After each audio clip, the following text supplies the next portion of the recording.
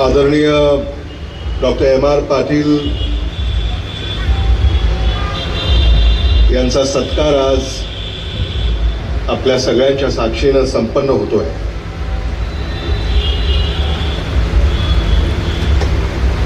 हा कार्यक्रम सायंकाळी 6 वाजता सुरू होणार होता आणि आज लग्न सराई ही खूप मोठी आहे. काही लग्न करून आम्ही आणि विक्रमजी इथं धावत पळत आलेले आहोत आणि सूत्रसंचालकांनी असं सांगितलं की अमित देशमुखांची दिनचर्या अतिव्यस्त आहे वगैरे वगैरे. तर त्यात मी दुरुस्ती करू इच्छितो की असं काही नाही. आज साधारणतः प्रत्येक लातूरकराची दिनचर्या ही अतिव्यस्त आहे. त्यामुळं आधीच माझ्या संदर्भामध्ये अनेक समज गैरसमज नाही का ते दूर करत करत मी इथपर्यंत पोचलेलो आहे आणि पुन्हा काही नवे समज गैरसमज सूत्रसंचालक आणि करून आहेत अशी देखील मी त्यांना या निमित्तानं विनंती करू इच्छितो. तर म्हणजे आज आपल्या सगळ्यांसाठी आनंदाचा दिवस आहे. महाराष्ट्र राज्याचे सहकार मंत्री आदरणीय बाबासाहेब पाटील इथे येणार आहेत आणि तेही लग्न सराईमध्ये व्यस्त आहेत. एका लग्नामध्ये आमची भेटही झाली. कदाचित ते आणखी काही लग्नांमध्ये व्यस्त असावेत आणि लवकरच ते आपल्यामध्ये इथं उपस्थित होतील याबद्दल स्पष्टता सुद्धा या निमित्तानं मी आपल्याला देऊ इच्छितो. खरं म्हणजे लातूरसाठी हा आज अभिमानाचा क्षण आहे. आदरणीय डॉक्टर एम.आर. पाटीलजी यांनी आपल्या आयुष्यामध्ये जे कमवलं हे उल्लेखनीय आहे आणि सामान्य कुटुंबातून साध्या गावातून ज्यांनी सुरुवात केली आणि आज भारतातल्या शैक्षणिक क्षेत्रामध्ये अग्रगण्य असलेल्या लातूर येथे जे तुम्ही हे विश्व या ठिकाणी उभं केलंय याबद्दल खरंच आपलं जेवढं कौतुक करावं तेवढं कमी आहे. जे जे नवं ते लातूरला हवं ही जी युक्ती आपण साऱ्यांनीच उराशी बाळगली आहे. आपल्यापैकी प्रत्येकाला लातूरसाठी काही ना काहीतरी करावंसं वाटतं आणि आपल्यापैकी प्रत्येकानं ते केलंय. पण आदरणीय डॉक्टर एम.आर. पाटलांसारखे काही व्यक्ती असतात जे शिखरं गाठतात आणि आज त्यांनी या क्षेत्रामध्ये शिखर गाठलं असं मी म्हणालो तर ते चुकीचं होऊ नये.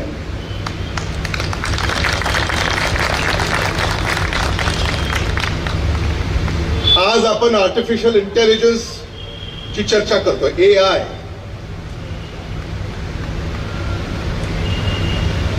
आणि किती वर्षापूर्वी आदरणीय एम.आर. पाटील सरांनी ही कल्पना या ठिकाणी मांडली, ती साकारली. लातूर तालुका, लातूर जिल्हा, मराठवाडा, महाराष्ट्र, आंध्र प्रदेश, तेलंगणा, कर्नाटका किंबहुना भारतातून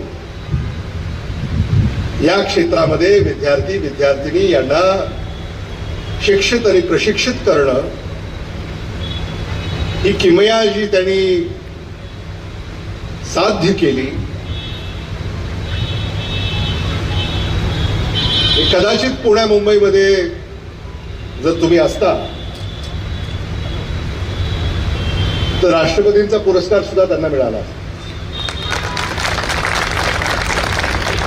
कुंभार सर, आपण गावाकडे असल्यामुळं वेळ लागतो. एखाद्या दुर्गम भागामध्ये कोणीतरी असं उल्लेखनीय काम करत आहे, समाज घडवण्याचं काम ज्यांच्या हातून होत आहे, आणि आज खऱ्या अर्थानं जगाच्या पाठीवर कदाचित असं एकही आंतरराष्ट्रीय शहर नसेल जिथं त्यांचा विद्यार्थी किंवा त्यांची विद्यार्थिनी तिथं कार्यरत नसेल, हे देखील मला आपल्याला या निमित्तानं आवर्जून सांगावंसं वाटतं. आणि अतिशय गुणवत्ता म्हणजे अनिरुद्ध सर या ठिकाणी आहेत, आदरणीय गोपाळराव पाटील आपल्यातून निघून गेले, देशमुख जी या ठिकाणी आहेत.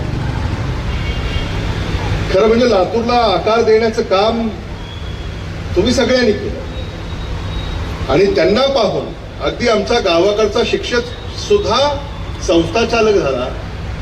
जब्बार सगळे इथे आहेत. तर ही माणसं तुम्हाला पाहून या क्षेत्रामध्ये आली.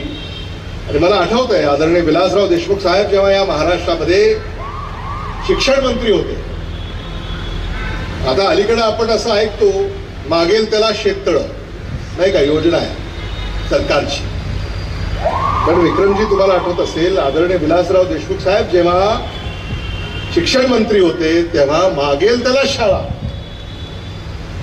लातूरमध्ये, मराठवाड्यामध्ये, महाराष्ट्रामध्ये आदरणीय विलासराव देशमुख साहेबांनी दिली. आणि म्हणून हे शिक्षणाचं जाळं लातूरमध्ये आणि मराठवाड्यामध्ये उभं राहू शकलं, हे मला मुद्दामून या ठिकाणी सांगायचं. मराठवाडा मागासलेला, आणि मराठवाड्यामध्ये क्रांती कशी करायची, तर मराठवाड्यामध्ये फक्त दोनच क्षेत्रामध्ये क्रांती होऊ शकते, ती म्हणजे शेती आणि दुसरं म्हणजे शिक्षण. दुसरं आपल्याकडे काही फारसं नैसर्गिक ज्या काही गोष्टी लागतात, आता गडचिरोलीमध्ये आयर्न ओर आहे, त्याच्यामुळं स्टील सिटी ऑफ इंडिया तिथं होते गडचिरोलीला. आपल्याकडे काही तसं खनिज नाही. म्हणून या भागामध्ये हे ज्यांना कळालं, आणि म्हणूनच आपण सगळे जे या ठिकाणी एकत्रित आलेले आहोत, आज आदरणीय एम.आर. पाटील सरांनी जे काही लातूरसाठी केलं, लातूरकरांसाठी केलं, आपल्या भागासाठी केलं, हे खरंच अतुलनीय आहे. याची तुलना होऊ शकत नाही. आज नव्या पिढ्या